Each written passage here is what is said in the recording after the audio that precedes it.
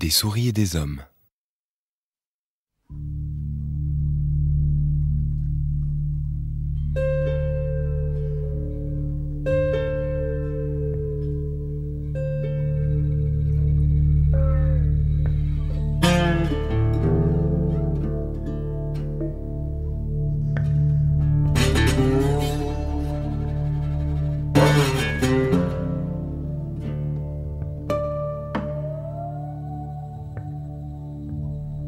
À quelques milles au sud de Soledad, la Salinas descend tout contre le flanc de la colline et coule profonde et verte.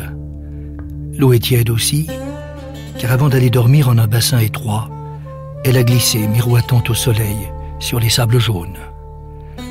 D'un côté de la rivière, les versants dorés de la colline montent en s'incurvant jusqu'aux masses rocheuses des monts Gabilan. Mais du côté de la vallée, l'eau est bordée d'arbres. Des saules, d'un vert jaune quand arrive le printemps, et dont les feuilles inférieures retiennent à leurs intersections les débris déposés par les crues de l'hiver.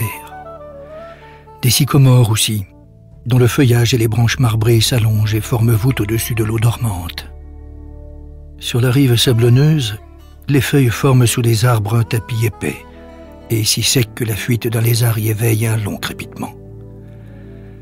Le soir, les lapins quittant les fourrés viennent s'asseoir sur le sable, et les endroits humides portent les traces nocturnes des ratons laveurs, les grosses pattes des chiens des ranchs, et les sabots fourchus des cerfs qui viennent boire dans l'obscurité. Il y a un sentier à travers les saules et parmi les sycomores. Un sentier battu par les enfants qui descendent des ranchs pour se baigner dans l'eau profonde. Battu par les vagabonds qui le soir descendent de la grande route, fatigués, pour camper sur le bord de l'eau.